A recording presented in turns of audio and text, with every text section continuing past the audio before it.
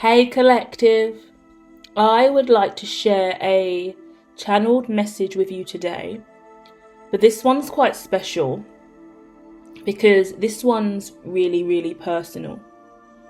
We're going to touch on what it means to uniquely choose you, what it means to struggle with your identity, what it means to find your way after being lost for so long, what it even means to be lost, right? Because I have been really diving into the TV tarot over on the Hermatologist channel. Every Friday, Saturday and Sunday, we deep dive into symbolism, tarot, psyops in the movies and TV shows within the deck, and we give you a real life narrative, a scenario, a story, yeah? To break the illusion of life here on earth and bring a little fun and entertainment into it, because everybody on the internet seems to think that tarot is for entertainment purposes over here online, and it's not real. We must put a disclaimer out to tell the world that magic isn't real, but hey, something's going on with these tarot decks and these cards and our fate and destiny and dharma and karma, and something's coming true. We're watching these readings for a reason, right? So the reading I put out titled Viral Gossip Pays Bills, link in the description if I remember. If not, head over to the Hermatologist channel, linked at the top of this channel. I dove in towards the end with a personal statement, a personal monologue about me and my life and where I was going and what I was doing and what my destiny was and how long I was going to live for, and the fact that I was going to be here until 97 years old. And it hit me. I said all of the stuff I said in my confidence and pizzazz, as I normally do when in the moment, be in the channel. But after I'd done that, while still being on the line, I was taken aback. I was like, whoa, I can't believe that I am so articulate now. And I've just shared my most deepest life purpose with you and my legacy, what I believe my legacy here on earth is. I can't believe I shared that with you. And I got a little bit choked up and pulled myself back together, dusted myself off and really owned it. And I let it go. And I had a lot of dreams last night. I wouldn't quite say they were nightmares, but some of the dreams were really vivid and on the heavier side of life, you know? So there was a lot of flashes and a lot of memories from the past, and really struggling with the past and memories from the past reoccurring and me seeing them in ways I didn't see them before. I've got to say, that is possibly the most painful experience I've had in adulthood at the age of 37. It's the memories that now flash back that look different in adulthood, that look different upon reflection, that look entirely different when this awakened now, when finally found and whole now. Before I was lost, before I didn't know any better, before I didn't know. Now I see and I look back and God, I'm horrified, and I wish I don't have to remember some of these things, you know? And I find that fascinating because it's that clip of Ariana Grande where she's going, no, I had that surgery, I had that treatment, you know, that memory removal treatment? And they're like, no, we don't know about that. Oh, you know, the treatment where you get your memory removed, that's why I don't remember everything, you know? And the rich and famous, the elite of different caliber, whether or not you want to call them elite or not, the upper echelon, if you want to refer them to as that. I call the upper echelon my spirit team. The upper echelon to me are spirit. But we can go all day about the elitist, the globalist and the upper echelon. We've got much more to discuss in time. Do not rush the conversation today, young children. So egoic and ignorant of me. See, young children, sit down. The school is in session. I'm living out all of my wildest dreams with you today. Let me live, let me cook, let me land. Ugh. Okay, and that's the conversation we're having today. We're going to dive into what happened to me after awakening. After the dreams and the nightmares ish, there was just one toxic scene in the dream, and I was like, oh my god, what the fuck, right? And it's difficult when inferences occur from your reality and memory and past and real people. It's easy to have dreams that don't include people you know, and it's just completely imaginative. But when it's people you know and it's linked to real life scenarios, and when you're a clairvoyant and some of your dreams do come true, oh god, you do get trapped in a paradox of, God forbid that become reality. And you know God is showing you things all the time. Dream is very synchronistic, very special. A lot of people can't dream. You know what I mean? If you are privileged enough to dream or have a nightmare, then you're blessed. I will say that. Because your subconscious, your underlying, I want to say modus operandi, yeah? Your standard way of existing is saying, I'm beyond standard. I want to evolve. I want to see more. I want to show you more. While I'm resting, these visions are coming forth. There's more to our reality than what we are outwardly seeing and expressing and feeling. There's subconscious layers to our reality here that I want you to look at, whether dark or light. And that was confirmation, because this morning I woke up and I was met with a lot of my family from the other side. It's been a hard morning, I'll be honest. A lot of stuff going on today. I've managed to find time to squeeze this in because this is part of the healing process. Audios really do help me heal, and speaking out about these kind of things is something I've done for many years, just for myself, you know. I see myself as that Carl Jung, Freudian philosopher, that Hegel energy, where we just start talking to ourselves with our olden day tape recorder. I observed on day 12 of this vibration that I am still in between lands of the old and new. I can't quite conquer the master within, but the slave is dominant this morning. Right? Those fun moments that I've done on my own for many years since childhood, and was that awkward child alone in the room, is now me doing this in a really healthy, healing, therapeutic way. And I'm a shaman, and I get it. I get me. Woo, I'm found. God forbid I stay lost any longer. But who knew being founded was this transcendent, you know? So my dad, my nan, my granddad, all from my dad's side, and my great nan also all pulled up with my dad this morning. A bit of an army pulled up.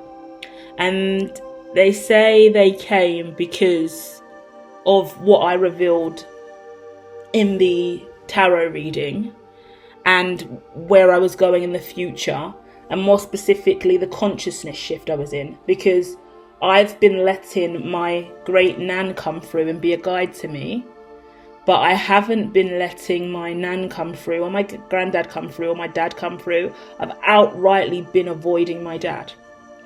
This shows the growth of my healing journey in spirit, because I was really, really open to my dad coming through at the beginning of the journey, or from the other side.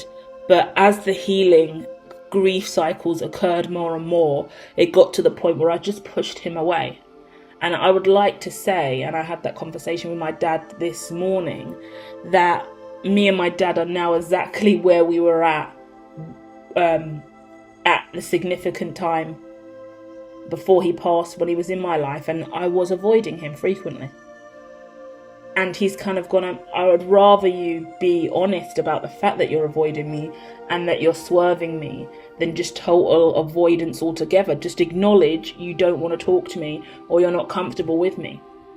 If I think about the last few conversations I've had with my dad, they would be saved on Facebook Messenger, and they would be moments of me just outrightly saying, no, Dad, not right now. I'll get back to you. Stop harassing me. Leave me alone. You know, it was just like, give me space, give me space. And he would be messaging me frequently over and over again.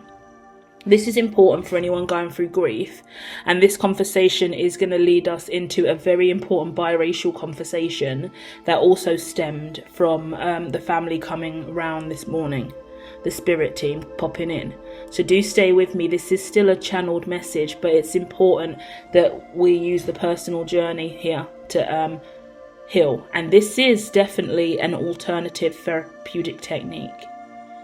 I have been, for a long time now, since starting the grief cycle, even before grieving the 3 family members I did during the COVID window of time in 2020.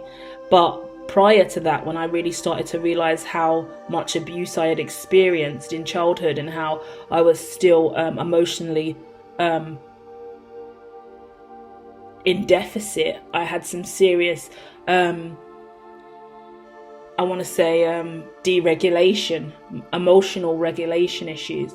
When really starting to explore that in therapy, that was fine. Talking therapy was fine. During the grief phases, I tried cognitive behavioural therapy. I found that really, really unbearable. I've never found anything so unbearable in my life, because obviously narrating and talking is so easy to me. Psychodynamic therapy, counselling is more my cup of tea.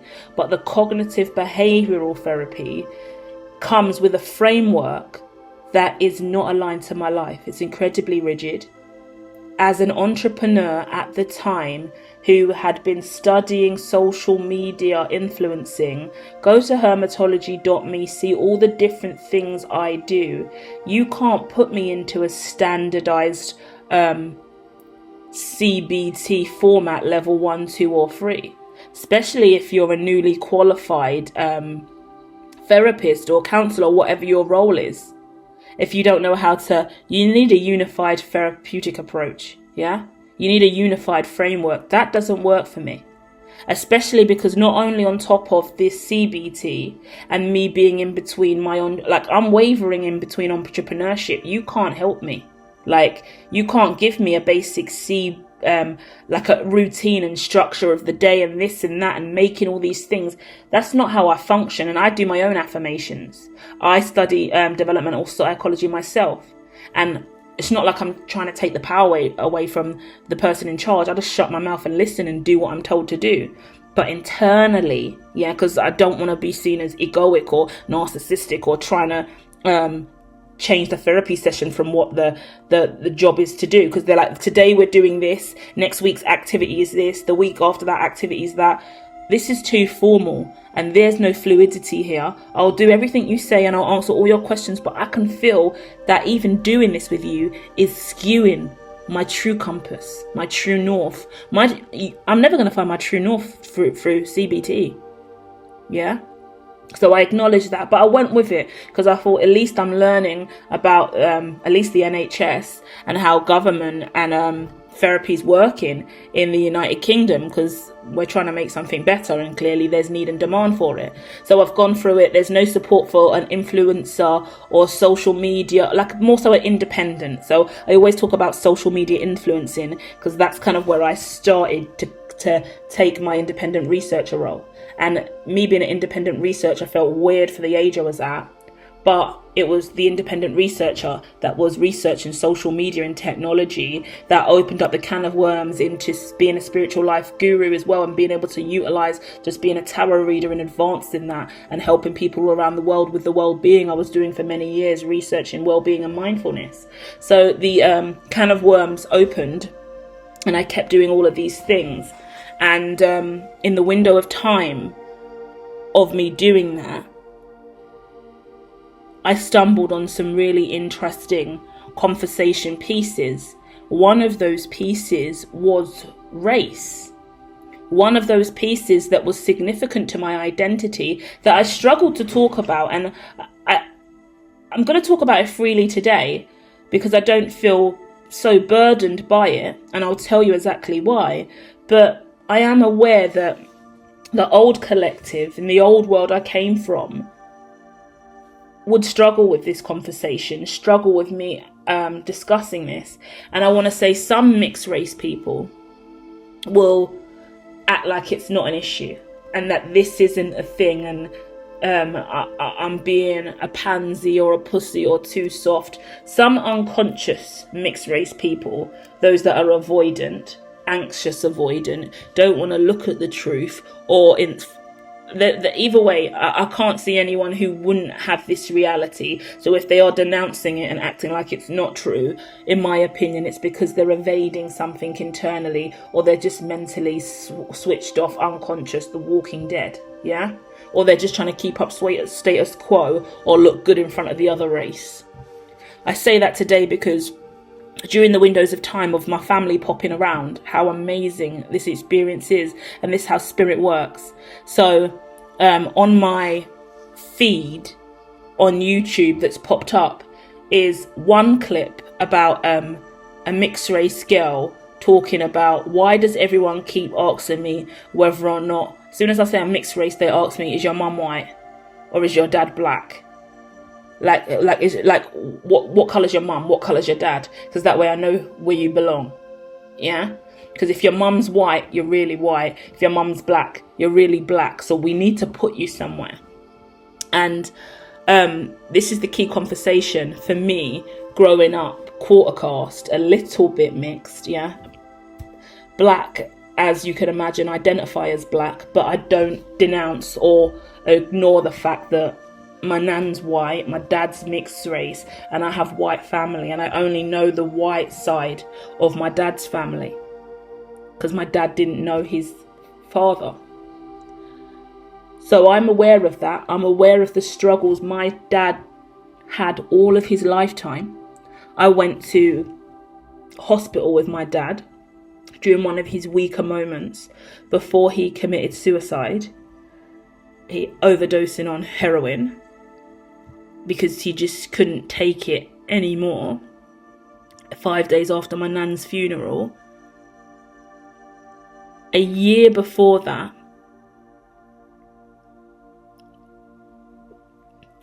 we went to hospital, like a year and a half, like in between a year and 2 years, we went to the hospital, and we got him, me and him, I came down to see him. This story is not out anywhere in the new content, so I'll share it. I was at uni and studying all the time, so I had an early class, and I was really stressed that week. I was struggling at uni. I was feeling really low and suicidal at uni in my second year. So it had to be around 2018. And I never really had suicidal ideations before that, but that week I had really strong suicidal ideations. And that night, I woke up in the middle of the night about 2:30, 3 a.m. In between that window of time, I think it was actually like 2:33 on the clock.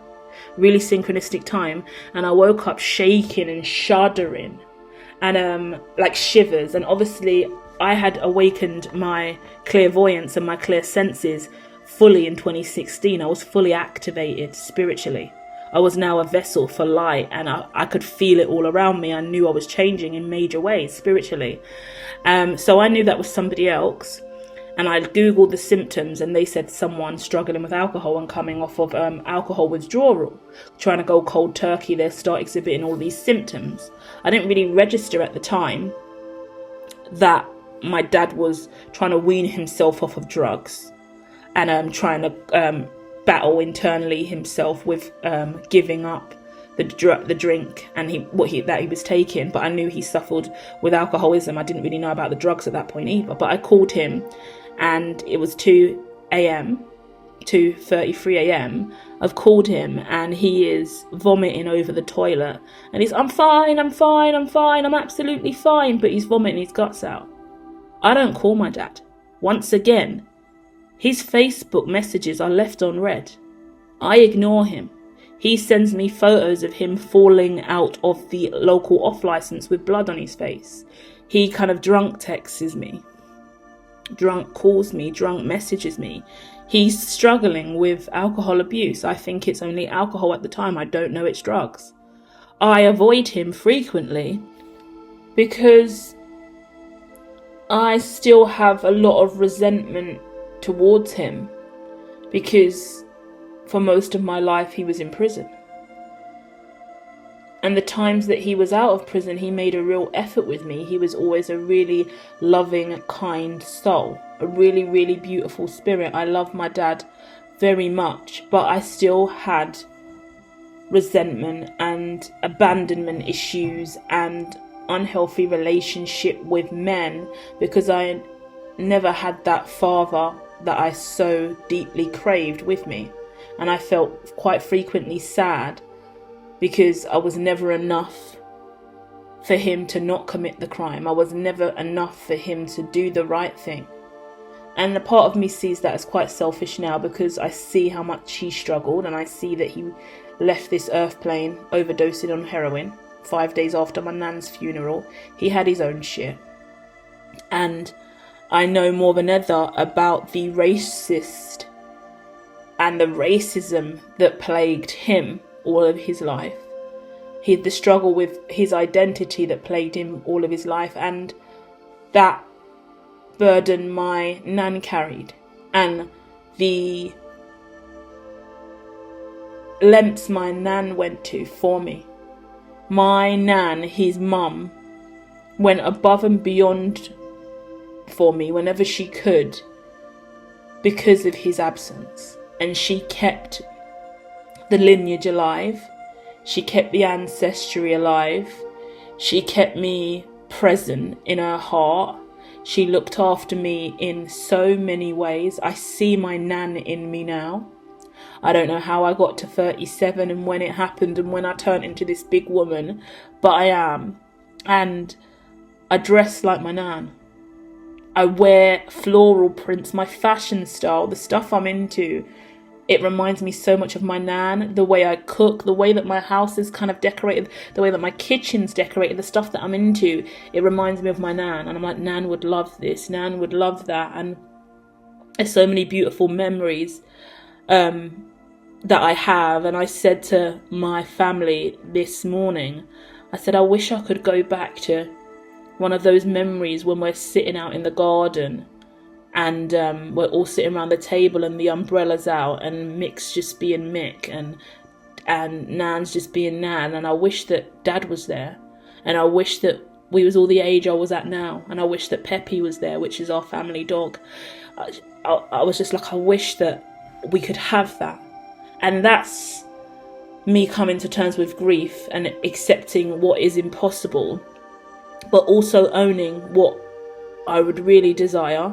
And they kind of was like, well, this is it now. This is the moment you're having, and you can go to that memory in that place, because they just kept giving me a flashing vision of all of us being in the back garden at my nan's old house, and us just all chilling there. And it was my dad at the age he was at now, me at the age I'm at now, and Mick and Nan being at whatever age they want to be at, because they're also kind of more so spirit, but my dad was more grounded in his era that I most remember, because he's still quite prominent in my mind during his last days, you know. But I tell you that because the divine work in really, really magical ways. And they're going, the journey doesn't end here. The journey has only just begun. We really think we know it all when we're younger. We think we're so smart and we know what we're going to do and we know where we're going to go. But wisdom does indeed come with age, because age comes with experience. And experience is the most important thing of all, you know. Life experience really does make a difference, and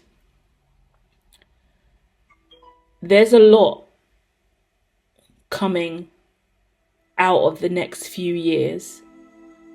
I saw one reel about a biracial issue, then I saw another reel about a biracial issue, and then I clicked on it and there was a whole YouTube channel.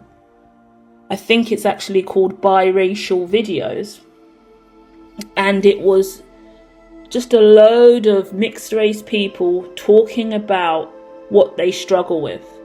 And it was just fascinating to know that my dad and family and everyone had come through. And then that had also come up on the timeline. It was them going, look what we're dealing with today. One of the reels said that the prediction for 2050 is that everyone is going to look like me. And it was just like a mixed race girl, a little bit tanned, a little bit beige, with like bluey green eyes. I've also frequently said that in some of my other content on the channel, on Hermatology Tales, where I think in the war piece, when we've spoken about some heavier political issues, and that's related to racism and war and far left and far right. So when I do all the stuff I do in business, I'm reminded just from the spiritual side and my ancestors, and they're going, we do have a fight on our hands. We do have a battle, because look at all these different mixed race people. Some of these mixed race people look completely white. Some of these mixed race people look completely black. And I didn't actually see any that looked completely black, to be honest with you. I just saw a whole load of mixed race people that looked white. And they're like, my dad's black. And they're like, my mum's black. And they were like, yeah, but... And they were like, oh, you're half black. And they're like, but if you're half black, is your mum black or is your dad black? Because then we know who you are, right? And it was really nice to see, because it was incredibly eye-opening about what's happening in society still today. And it showed real empowerment in these individuals speaking up on it, because they were highlighting how no one knows what their identity is. People look at them quite weird. People might think they're Hispanic, and the black people will treat them this way, and the white people will treat them this way, or the white people will say, you're not white, and the black people will say, you're not black enough, or you're not white enough. And those jokes exist. And one girl shared a story about the fact that she didn't realise she was black until she was in 2nd grade. My dad told me a similar story when we was at hospital, getting him some support, because like I said in the story about my dad, I woke up in the morning shivering. He was vomiting on the phone saying, I'm fine. Ugh. But then I said, no, I'm getting on the train first train in the morning, and we're going straight to A&E. We need to get you fixed. We need to get you sorted. I didn't know what was wrong with my dad at the time. And I assumed it was alcohol and drugs. I knew he had an alcohol problem, but I didn't know until I went there. He said, I've got probation at 9. Can we go after the fact? And I was like, yeah, okay. I said, excellent, I'll come. We'll go probation together. I'll meet your probation officer. Then we'll go to the hospital. Bear in mind, I don't fuck with my dad like that. I don't talk to him all the time like that, because it's triggersome for me. I'm still unhealed, right? I'm still wounded. I'm still young and in my head, and my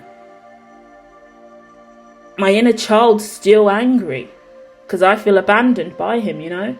And he's trying to heal through that.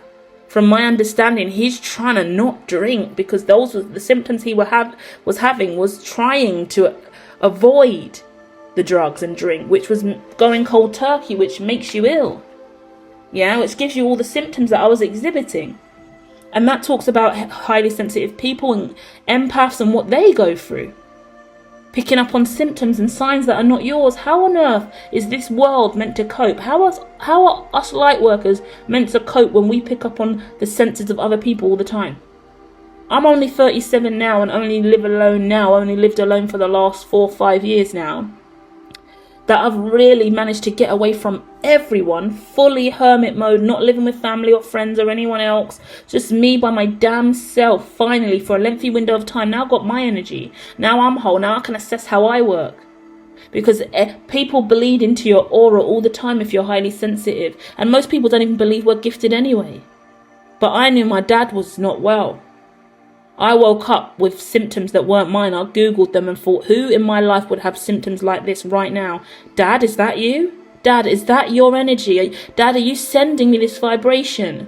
Called Dad. Dad's vomiting over the toilet. Of course it's Dad. Dad, I'm coming to see you tomorrow. We went to probation, and he said to his probation officer in front of me, this is my daughter. my witchy poo, he called me, and he said, she's a witch, and this is why I'm telling you the truth, because this makes me really sad as well. I'm holding it together for you guys on the line, because I wouldn't tell you this. And he goes, I've been coming here and I've been seeing you every single week, and you ask me all the time how much I drink, and I tell you I barely drink, and I have 1 can a week, 2 cans a week if I'm feeling fancy, but I drink heavily. I drink a litre a night, and I take all of these drugs with it as well. He's telling me and his probation officer for the first time what he's really been doing and how he really lives, and that he is a drug addict and an alcoholic, and he's sitting with me, and the probation officer's shocked. She's like, I'm so glad that you're opening up about this, and we can get you some serious help now. And I would never have known, I would never have guessed. I believed you when you said you only had 1 drink in a blue moon. You don't give me the appearance of someone who drinks. My dad is very amazingly gifted at not looking or presenting as someone who is suffering or struggling, you know. Smiling, depression is kind of, I feel like it runs in the family, and it's just hard to accept. Following that, we went to A&E, and we sat in the we met with a psychiatrist, and she asked him loads and loads of questions about his life and his upbringing, his childhood. This is the most healing experience I could ever have in my life, and this is how you know that God's real, and this is how you know that magic's real, because not only did my witchy poo forced me to talk to the probation officer about what I was going through, but she's now forced me into probation, or forced me to see a psychiatrist at A&E emergency fucking services, gone straight to the hospital, travelled all the way up to see him from London to Bedford, and he's opened up about how he was raised, how he was forced to join the army barracks for a window of time and experienced severe abuse there, violated racially there. A lot of different forms of abuse occurred while he was at the army barracks. Following that, he was always getting into fights and arguments because of his race, the nigger debacle, the nigger in the environment. He didn't know he was black either. He had no connection to his black side. He didn't know he was black, but he knew he wasn't like the others. Yeah, and my dad's quite fair. My dad was very fair. So, but he's got full-blown afro hair. So it's really, really, it was really, really hard for him. And this girl in this video that's also come to me on the same day, right, has said, I didn't find out I was black until I was in 2nd grade. She goes, obviously, I just look at me, I look white, my hair is curly, I just thought I was a white girl with curly hair. But I was talking to a guy on, I think she said like MSN, maybe not MSN. She goes, I was talking to a guy on like maybe Messenger, and she goes, it's the 90s. So she goes, we don't really have internet and like things like that. We don't really talk to people. There's no social media, there's no YouTube, there's no TikTok. She goes, I'm the only mulatto in the small town I come from in America. There's no one else around like mixed race, just me, and I don't even notice that I am. And she's like flirting with a boy, and this boy's flirting with her. I'm sure you can find the video for yourself, and she explains it better than me. But she goes, the boy says to her, I can't date you because you're black. And she's like, what? I'm not black. And it's like, yeah, you're black. I'm not allowed to date you because you're black. And she said only then, I think she said 2nd grade. I don't know the grades of America, but I think she said 2nd grade. You can check that. And she's gone to her mum only then. And she's gone, Mum, who's my dad? Am I black? And her mum's then explained everything to her. She, in her story, and this is where I get psychoanalytical and I start making judgments as a developmentalist and an advocate for the inner child. She goes, don't come for my mum. Did it, like loads of people in the comments, loads of people on that platform, biracial videos, don't come for my mum. She was doing the best she could. She was open to tell me every little detail. She knew I would come and ask when the time was right. She has her own trauma to deal with. Fair enough, that's nice. But I have to be honest, and especially where we're at in this generation. And she said, and that was the 90s. My dad gave me his story from the 60s, 50s. So the stories from the 50s and the stories from the 60s, and this is now the stories from the 90s. And I'm over here, quarter-caste, struggling between the paradigm of just bring that racism down a little bit for me, please. Be generic. What's the word? Generalize white people in front of me in a really negative, what's the word? Derogatory way. Because my nan's white. And it's always an issue when I go, my nan's white, watch your mouth. Because that's kind of how I am. And I'm like, well, hold your mouth, I'm quarter white. And everyone's like, oh, you're quarter white, stop begging it, you're black. No one's begging nothing. The simple fact is you're being racist, and I'm quarter white. My nan's white, my dad's mixed race, I've got white family. Hold your mouth, say less. Yeah, and it's interesting because I'm looking at the 50s, I'm looking at the 60s, I'm hearing these modern day stories from these I think that's majority shorts and reels, so I'm assuming it's like all these TikTokers. I don't know if they're famous or not, or how recognised they are, but they're all talking up. And it was just really nice to see, because I studied this, and this is a big part of my doctorate that I was initially doing for a while. The proposal I put in for my thesis, that kind of, I didn't move forward in a institutionalized way, but I built the School of Hermetology, and everything I do off of it. The unique identity, the yin and yang symbol, and the alien in the middle on the Hermetology channel. It represents a lot of different stuff. Not only are we heading into the Egyptian era, where everyone by 2050, a majority of people on the planet in 2050, they said 2050, I don't know where she got that source from, but 2070, I would say, just so the far right don't start killing us all, we are going to be going beige. The Mulatto are taking over, and we are going back to Dunn's Dusk, Mandalorian, Star Wars, dusty, deserted lands with her tech everywhere, I like to think. And a load of beige people dominating the world. That's why there's so much fighting right now, because the pro-whites and the pro-blacks are trying to keep the bloodline pure, you know?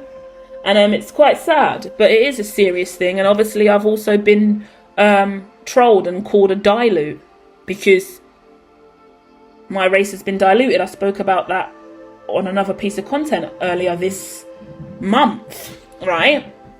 So I was speaking about the fact that my nan is white. Well, there were some racial issues. I got into a Twitter debate. We was all up in the comments having a big old debate maybe about a year ago, but it stuck with me because loads of people were pulling up, and no one's ever called me a dilute before. I'm a diluted race, and they're the worst. Do you get what I mean? So racism is alive and well, and it got me because I know that my dad's journey and my dad's way out in this lifetime was really impacted by his race. He never had any connection to his black side of the family. It really burdened him because he couldn't place himself in any other group. And as much as my nan was amazing at doing what she could for him, she looked after his hair way better than my parents looked after my hair, how my mum looked after my hair.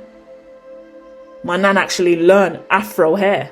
My nan actually looked concerned when I was a young, but pre-16, and she saw me and she saw my hair.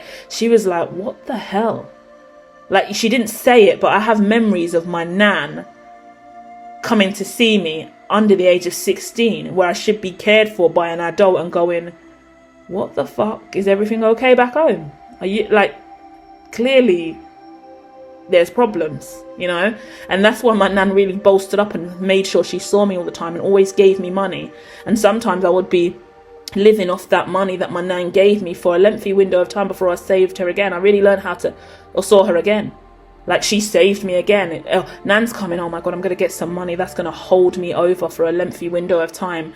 And it's not even like loads of money, but I know how to budget really well, and I know how to scrimp and save and actually use it. And so you have a little bit of money and suddenly, magically, you turn it into more. I still can't master how that happens, but we'll act like I do know in relation to business and econo-physics and monetary economics, because I'm obviously a bad bitch businesswoman, wink wink.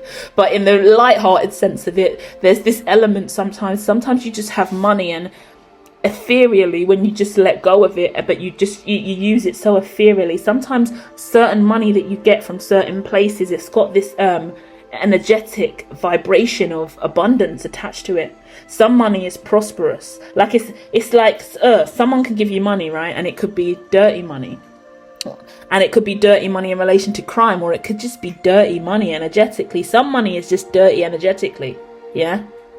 Like, you just feel it. You're like, no, I'm cool. Thanks. No, I'll pay for that. No, we'll split the bill. Nah, we probably shouldn't, because that means you paid for it with that vibration, and that vibration is giving karmic return in a negative way for me. I'm funny about money. Funny, very funny.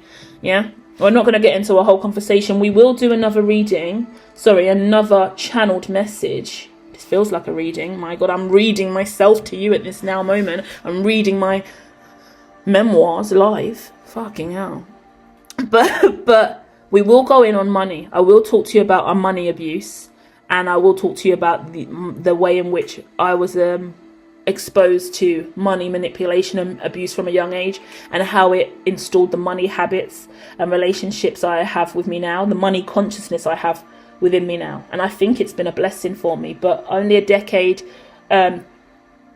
from now, 2, 3, 4, 5, 6 decades, we'll see how much that money narrative from childhood imprinted on my upbringing, and how that's transformed me today, you know. But back to the mulatto conversation as we wrap up. So many people on that channel, in those reels, identified racism and struggles and issues with their parents. Like one girl, and she said it in a jokey way, but I always think about that inner child, where she says, every time I straighten my hair, my dad goes to me, oh, you just want to be a white girl so bad. It always comes back to race. And I repeatedly say on this channel, across all my platforms, the moment I have a racial conversation and I go in on colorism and I speak biracial and I speak mixed race, so I just bring up those words generally and I start using those terms, I feel daggers, I feel negative energy. I'm reminded of the people that said, stop begging white, Louise, stop begging to be white, you're such a beg, you're black, accept it. You know what I mean? A lot of those videos, people are like, just be black, just choose one. Like, you're more black, you look more black, so you're black. You're more white, be more white. Or they're forcing people to choose. There's a girl on there, interestingly, who also said, my mum, all my upbringing is, she goes, I look completely white. She looked completely white. She's like, my mum is black and she hates being black. My mum hates her blackness so much. So every time anything happens in life, she'll blame it on her blackness. And anything I do, she'll blame it on me being black. And the black part of me she gave me. She hates herself so much that she like denounces the black in me. So she says to me stuff like, I hate that your nose and your facial features. I'm so sorry I gave you that black nose you've got. I hate the fact that I can't even remember what else she said, and I'm paraphrasing in a really awful way. But it's quite a lot, because I was like, that is a lot of trauma to receive. I've never heard anyone outrightly have a black mum look white and her mum absolutely despises her blackness and her hair texture. She's like, her mum's like, I'm so sorry that you have curly hair. Her hair's not even like mixed race curly. Her hair's just like naturally wavy looking. But her mum's like, I'm so sorry I gave you that nappy hair. I'm so sorry I gave you that nose. I'm so sorry I gave you those darker features. Your skin's like lovely and white. I'm so sorry that the black's in you. Like, the trauma of it. And I say that as well because I only just spoke about the case studies that were rising back in 2018 that I started looking into, that were identifying the behaviour styles of mixed race individuals, women and men, that were presenting in therapy or showing up with aggressive traits, or more prone to drugs, addiction, suicide, or imprisonment, or mental health concerns. This is a widespread data set and case study that needs to be investigated now. I can't give you outright statistics on any of this stuff, or know where we're at now. I haven't looked into this stuff for a really long time. But this was an evolving conversation in research, because the questions were, all of these things that are now being identified in casual conversation through TikTok and Reels, they're having some real effects on the human well-being, mental health, human flourishing, yeah? Because even in some of these audio videos, they're going, oh, I couldn't hang around with the black people, and I couldn't hang around with the white people. I just had to kind of stay with my family, or this group or that group. And it was a situation of, as well as there was no kind of mixed race group for me to fit into. There was no mixed race group. The blacks hang around with the blacks, the whites hang around with the blacks, but there's no mixed race group. There's no mulatto group for me. And that's the same issue back in slave days, where the mulatto was in the house, allowed in the house. The mulatto didn't quite live in the barn, and the mulatto didn't really live in the house. The mulatto was outcasted again. Conversations came up over there about jealousy as well, because if you got a lighter complexion, you're more privileged. You got lighter coloured eyes, you're more privileged by society standards, by the standards or the association to white privilege. Brings up so much more complex conversations about what is privilege, wealth and abundance and luck versus deficit, darkness and lack in life.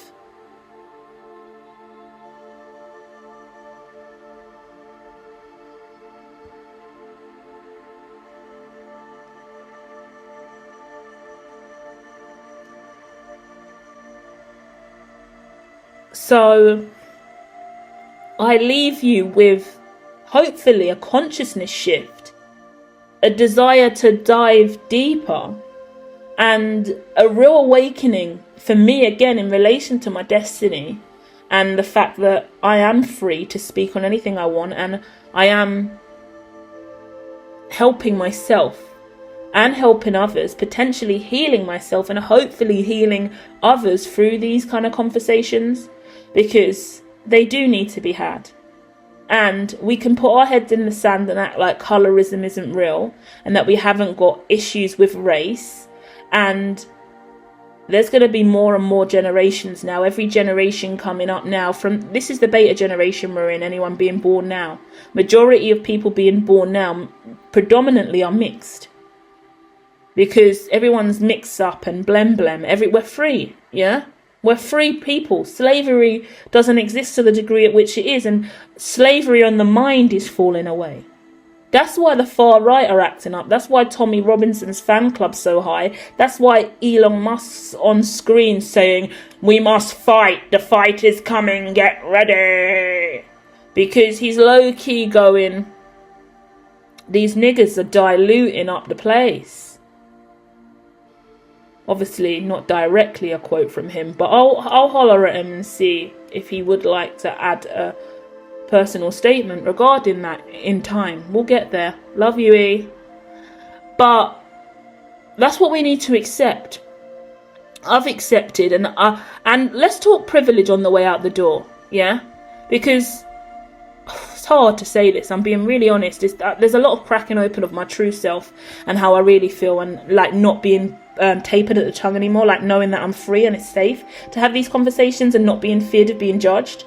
Like, I dated a guy before, and I told him on our like first kind of date that I was mixed. And I didn't really use the term biracial, but I started exploring it and using it, especially after Real Housewives, when the whole series was a biracial colorism nightmare, and they didn't even know they didn't know that they were white. Like some people in America who are mixed race, but they're like from ATL and they're like all black eccentric and they're repping black culture, but they're light skin. If you're light skin, I'm pretty sure you got white in the lineage.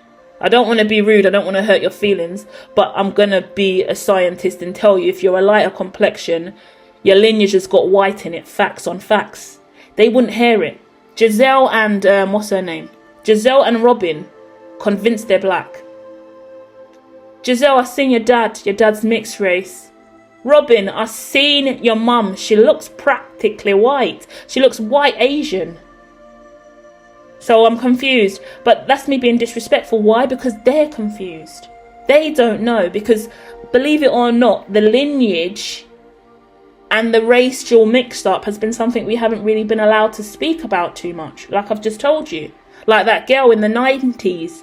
I can't believe still in the 90s. She's acting like it's normal in the 90s. And I'm going, wait, you're a 90s baby. My dad's coming from the 50s, the 60s. Chill. It's slowly forming out. But is it? Is it?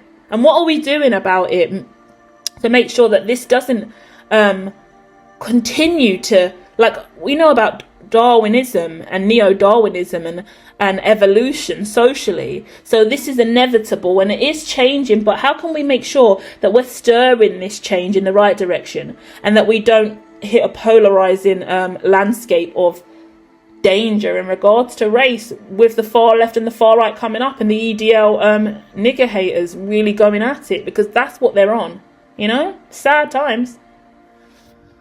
So with that in mind, as I'm trying to wrap up and I'm getting a few waves of thought fly into me, it's about us understanding our identity and not being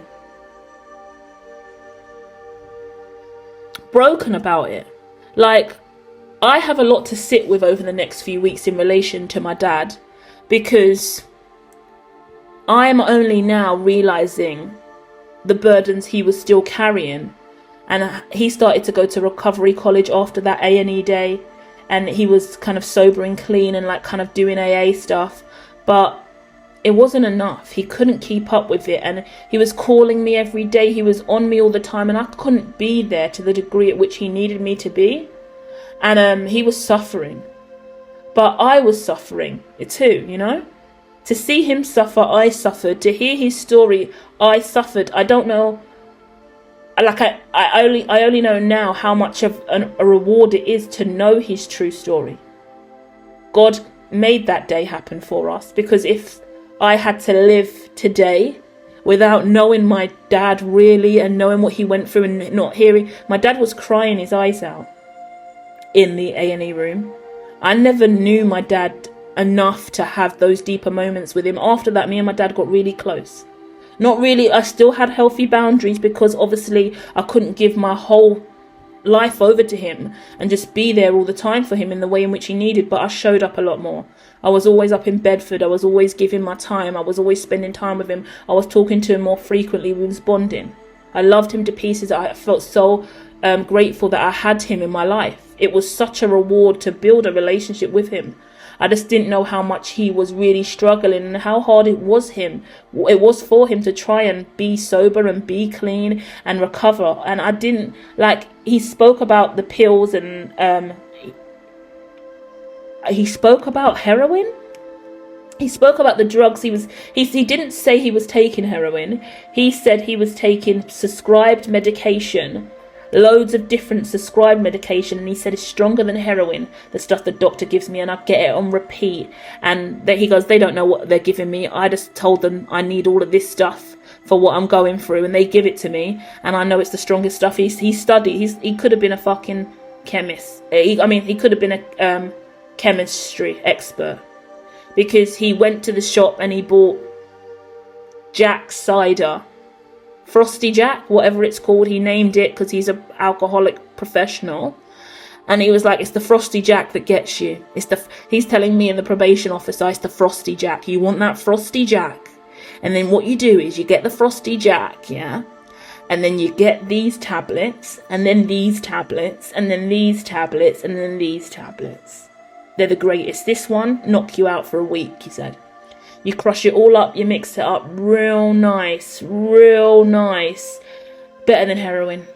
You pour it all in the Frosty Jack, give it a good sloshing around, mix it around, put a little something in there, stir it around. Bob's your uncle. You know? And I don't know, like, that is now the most harrowing, haunting, enlightening, rewarding, mentally perplexing memory I do have, because it's only a year or so after that he died of a heroin overdose. You know? And many questions probably to still come up in my mind about the role I played in that, and how I was kind of treating him at the time. I was going through my own stuff with homelessness when he passed, and my nan died. My nan's funeral was 5 days before his passing. So we were all going through our own shit and all trying to manage our internals, and I wasn't there for him at all in the way in which I could have been, and I was avoiding dealing with him because I was dealing with my homelessness, and I was still at uni and I was struggling, and I didn't need to carry him through my pain, but he couldn't carry him through his pain, you know. And now he's no longer here, and I'm still angry, and I'm still unhealed, and I'm angry at him for many different things, and I've got the courage and the balls to have a relationship with him now in spirit, where I'm like, I still don't want to talk to you. The same way I ignored you on Facebook Messenger is the same way I'm ignoring you in spirit. So anytime my dad tries to holler at me from the other side, I'm like, no, Dad, you're on red, go away, you know? Like, I won't even let his energy through. And that's how he was with it when he was alive. That's how it was when he was alive sometimes, and he was going through a bender and having tough times. And that's how it is in spirit, and that's how it's got to be for now. And I've got healing to do on the journey, and still don't always see my other grandparents and my nan as well, because I'm still healing and accepting that they're not here, because I just want to be in the back garden on the deck chairs or with all of us chilling and talking.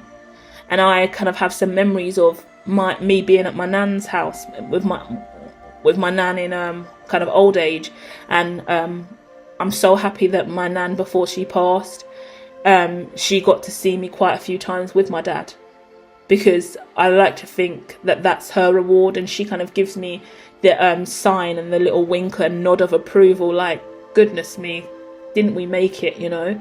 Because all the years I used to see my nan, the main times I used to see my nan was during the holidays, in my younger days, like pre-16. Every time I saw my nan, it was summer holidays that she would meet up with me, and we would go and see my dad in prison. And we would drive for hours and hours to go to the prison to see my dad. And all the way to the prison, I would be excited. Yay, I'm going to see Dad. Woo, this is going to be amazing. Woo, we're going to have a week of fun. We're going on holiday. And the moment I got to the prison, I would be vomiting my guts out. There's times I couldn't even get into the prison gates because I've already vomited out the whole back seat of the car. I had severe trauma, and I would vomit my guts out, and I would get travel sickness. Still occasionally have travel sickness if I don't take the tablets. If I take a tablet, I'm fine. But for years, when I first started traveling and taking the flights, I used to get travel sickness. And I get really nauseous, even in a car for a long journey, because that was my childhood. And it was the anticipation of seeing my dad. And even seeing my dad, it was traumatic, because I'm seeing him in prison. And I'm looking around at all the other prisoners, and everyone's sitting here, and it's awkward. And the machines we go through, the locking all your belongings up in the lockers, like the prison journey from my house to see my nan, to the prison, to the visit, to then leaving, you know. It was only after the prison visit was done, that's when we really got things popping and cracking. And I wasn't vomiting anymore. There was no more stress. We had maybe the rest of the week to be on holiday, because it was summer holidays or it was a week off. So we was going to the beach. We was going to different fun things, you know. We was living life. You know, some of my greatest memories and holidays are just traveling around the United Kingdom with my nan and granddad from my dad's side. And we would try and see my dad. I would vomit all the way there, and then we would leave and turn up. And it was kind of like a habit of, we're still going to try. You still want to go? You sure you want to go this time? Like, yeah, we'll go. We're going to go visit him. Whatever prison he's in at this time, because he's always spotted all over the United Kingdom in different prisons, right? So there's a lot of trauma here that I'm sharing with you guys today. Feel free to share your trauma in the comments. I mean, how do we even do this? It's weird. It's weird content to produce, and we're going in a really unique, different way. So I make jokes like, leave your trauma below. Hit like if you are too traumatized. Hit like if your dad also overdosed on heroin and died. I mean, it's... Oh, God. It's just so... What do you do? What do you do? What do you do under these circumstances? Hit like if you two were abandoned as a child and your dad was in prison for most of your life. Hit like if you are mulatto. Hit like if you are biracial. Subscribe if you're mixed race. Because... there's a lot more content to come out, and there's a lot more conversations to genuinely be had, and this is healing for me.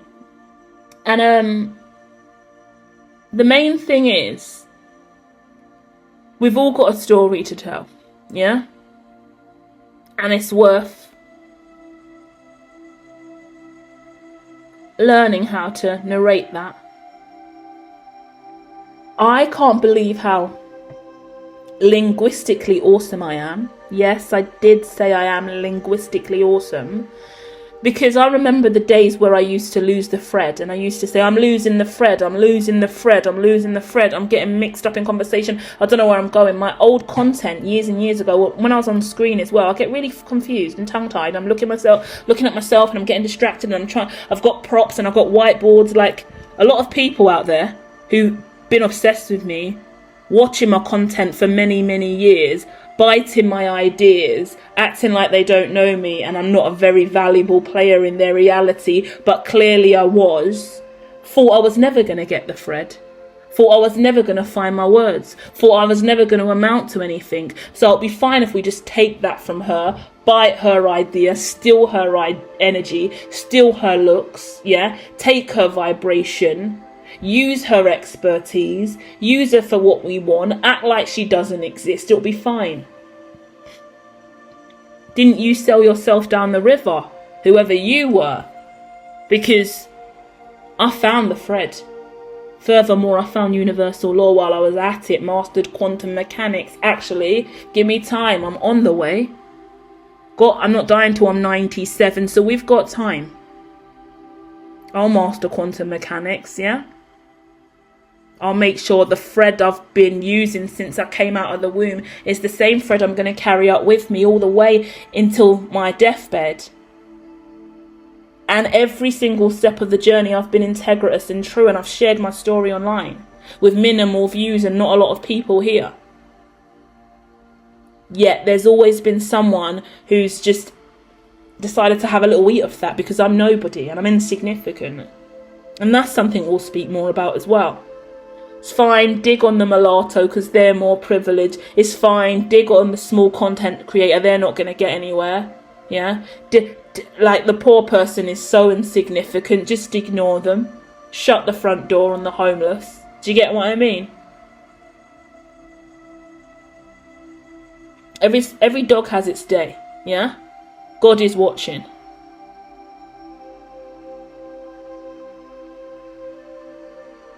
And it's taken me a lot of strength and courage to come back, find where I'm at on social media, find where I want to go long term, start building the life for myself, ignore everyone else who told me otherwise. Some people outrightly gaslighted me and told me not to speak on certain issues, not to look a certain way, not to do certain things, told me that the stuff that I was creating, my visions, my dreams, not true, no point following it. And then they decided to follow it. They decided to copy it, cat it. That, like, people are really fucked up. People outrightly stole from me. I can go on all day about the monstrosities and disasters that exist all around, yeah? People will make you feel more lost than ever. Because they found something in you that they would rather you didn't see. Because they're lost and they look at you and see that, wow, I can find myself in you. I can't find me, but I can find myself in you because you're vocal and open and honest and transparent and empathic and you exude light. So let me put some gas your way. Let me gaslight you so I can take what you have. So I can utilize your gifts. Oh, you can see, you're clairvoyant, you're gifted. Well, I'm going to need to take your sight and use it for my own because I can't see a damn thing. This is the rising of the empath, the super empath. You tried to tear me down. You tried to ruin my life. You stole from me. Many a times. You thought I was going to never recover. You thought I was going to die. You prayed for me to die. You plotted against me. With others, you raised an army by lying on me in hopes to take me out so you could take the throne. Yet the kingdom you created burnt to the floor. And I still stand. This ain't here to make you shook and uncomfortable. And I'm so sorry, beautiful souls on the line. Now you get to see the real me. Because my dad's here and he's a nutcase. And my nan's here. She's lovely. But her mum, she's also a nutcase. We're a lineage of nutcases. And luckily I'm the least nutty of the lot. Because firstly, I'm still alive. Secondly, I studied psychological development and I learned to unlock my gifts where my dad had to suppress my dad was like me, gifted. He didn't know it. And he'd done some really fucked up stuff in his life, bad decisions. Yeah, really bad crime like firearms, knife crime, robbery, armed robbery. We're gonna stop there. Yeah, like this man's a nutcase. And my nan's mum, my great nan, she had a lot of health problems because she was a witch, and in those times it wasn't okay for her to be a witch. We're going back to the 40s with her, I think.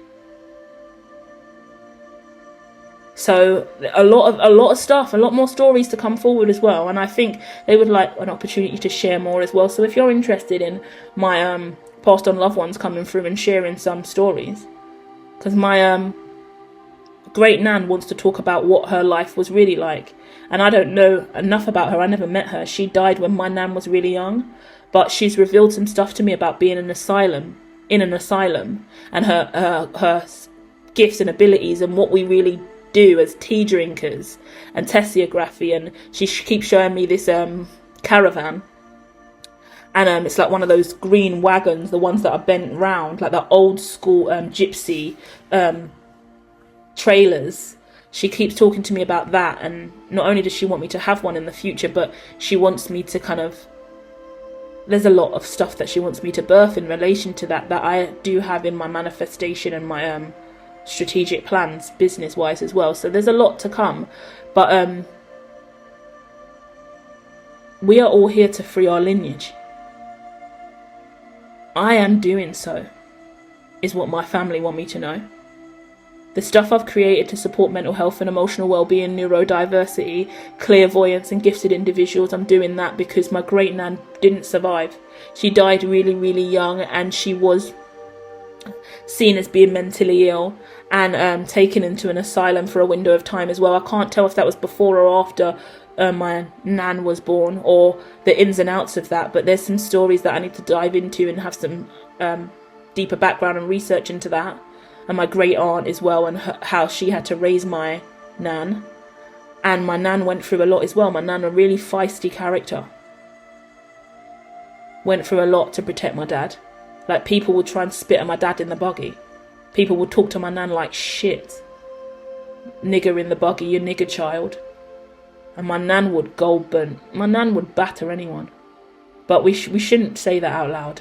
And I shouldn't let you know into the crazy side of my family, because we are absolute pikey chavs, low-key. And my black side of the family is Jamaican, so we're talking pikey chav, black chav Jamaican. I mean, goodness gracious me. And I'm out here trying to stabilise both of those paradigms, both of those ancestral curses. Out pops her. So we'll be back to describe exactly what is coming in the future and what more healing I need, because my ancestry was fucked. Hit like and subscribe if you too have a fucked up ancestry. Love and life.